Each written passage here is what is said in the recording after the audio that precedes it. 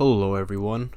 Today I'm going to be making a full guide on dungeon mutations in New World. Now I know, we've had mutations for a while now. We're actually on our fourth mutation. As of recording this, the rotation has gone back to Lazarus. But I thought I'd make this video because I know that a lot of people still have not done mutations and are looking into doing it.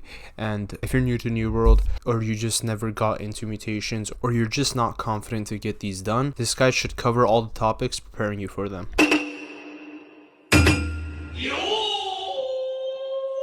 Before we get into anything, you should realize that gear score matters in mutations. The first level of mutations has a recommended gear score of 600, and you might ask, why does this matter? For every point that your overall gear score is lower than the recommended, not only will you do a percentage of less damage, but enemies will do a percentage of bonus damage to you. So it's important to have your gear score near the recommended to avoid having a hard time with these. I generally wouldn't recommend you entering a mutation if your 2 gear scores under the recommended. Although in the lower ones you could pretty much get carried by a good team, dying in mutations lowers your score for your entire team, and if it happens too much then it could fail the expedition. So before getting into these perks, it's important to understand the weaknesses and the strengths on each enemy type in these expeditions. So starting from Corrupted, which are weak against thrust weapons such as bows, muskets, spears, and rapier. Thrust damage scales 20% bonus damage against Corrupted. So if you're using a thrust weapon, for example, you're going to do 20% more damage than your actual base damage. They are also weak against Arcane and Nature type damage, which I will explain in the gem section of this video. But Arcane damage scales up to 30% bonus damage, while Nature deals 15%. Their strengths are Strike damage type, which is pretty much the Warhammer, which does 15% reduced damage. They are also strong against Ice damage types, which do 40% less damage. And keep in mind that the elemental weapons such as Fire as well as Void and Ice Gauntlet deal their respective elemental damage type. Angry Earth enemy types are weak against Slash, such as Great Axe, Hatchet, Sword, which do 20% bonus damage. They are also weak against Fire, which does a 30% bonus. They are strong against Thrust damage types, which absorb 15%, and Lightning damage, which absorbs 40%. Lastly, for Ancients, they are weak against Strike damage, which does 20% bonus, as well as Lightning for 30% bonus, and Void doing 15% bonus. Their strengths are Slash damage types, which absorb 15%, and Fire, which absorbs 40%. So depending on what mutation you're doing, make sure you know the weaknesses and their strengths, because that can either be very beneficial to you, or they can make the runs more brutal than they have to be. Gear is very important in mutations. There are perks that you generally want to see on your gear no matter what you're doing. Examples of this are Vicious, Keen, Enchanted, and Resilient. They're all great perks to have on your gear, no matter if you're doing mutations or PvP or whatever. But when it comes to expeditions, it is important to have enemy type perks. From the 3 expeditions, Dynasty has Corrupted type enemies, Genesis has Angry Earth type enemies, and Lazarus has Ancient. For Dynasty, you'll want Corrupted Ward for your armor, which will give you a percentage of absorption for your damage type, as well as Corrupted Bane, which does bonus damage to corrupted enemies. For Genesis, you'll want Angry Earth Ward for your armor and Angry Earth Bane for your weapon, and finally Ancient Ward and Ancient Bane. It's important to realize that you don't necessarily need these perks in every gear to be able to pass these mutations, but it's extremely useful, especially in the higher mutations where the enemies are much tougher.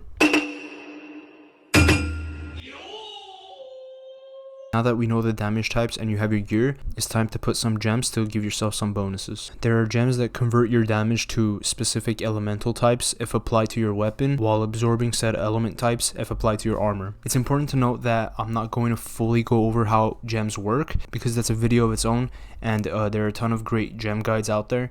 So if you're confused at any point in this part of the video, then definitely go check out another guide before coming back to this. To choose which gems you want, you need to know 2 things: which expedition you're doing and the mutation that is available on that expedition. An example right now is we have a mutated Lazarus, and if you read it, the mutation allows enemies to absorb Void as well as deal a certain amount of Void damage.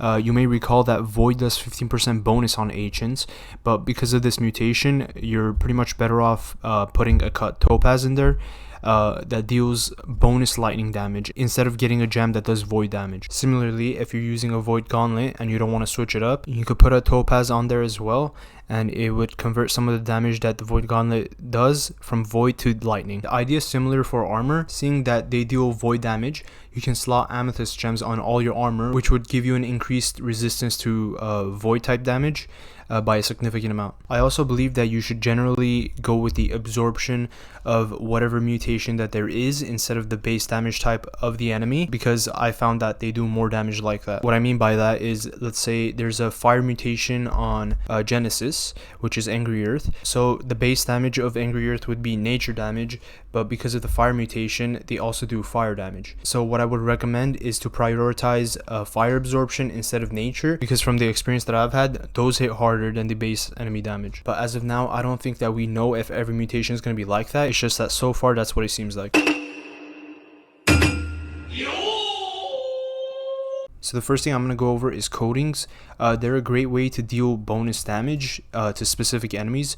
There are corrupted, Angry Earth, and ancient coatings that increase your bonus damage dealt by anywhere to 9 to 15% to these enemies, and they last for 25 to 40 minutes. This all depends on which type of coating you get. There are some weak ones and there are more stronger ones, so it just depends on which one you want to craft. There are also things like ward potions, which increase your resistance to these enemies, but because these only last a couple of seconds, I generally wouldn't focus on these unless you desperately need them. On top of these, there are different consumables that increase your attributes, such as constitution, strength, and intelligence, and so on. These can be very helpful depending on what you're running, although having a constitution buff is probably the most useful one, since it pretty much helps you have more health and be more tanky. There are a ton of consumables that you could use to give yourself an advantage, but the last one I'll go over is honing stones. These also come with different power levels, but they generally give you additional bonuses on your damage that you deal. So the strongest one from these is a powerful honing stone, which ends up giving you 7% bonus damage for 40 minutes. Lastly, I'm going to just quickly go over trophies. There are 3 trophy types: minor, basic, and major, with major obviously being the best one. The relevant trophies for us right now are ancient combat trophies, Angry Earth combat trophies, and corrupted combat trophies. The major trophies dealing 10% plus bonus damage to the enemy in question. Although you can't stack multiple of the same trophies in the same house, you can buy 3 different houses in different locations, and you could put these major trophies in all of them. Those do stack, so realistically you could add a 30% bonus damage increase just by putting these 3 major trophies in your houses. Both houses and trophies end up being really expensive though, so keep that in mind. Keep in mind that all these bonuses stack, so if you do all of these, you can end up doing some crazy damage to these enemies. But that is all for this guide. I hope you guys found this helpful. Please like and subscribe, and maybe even share it with your friends that are looking for a guide on mutations. But other than that, I'll see you guys in the next one. Peace out.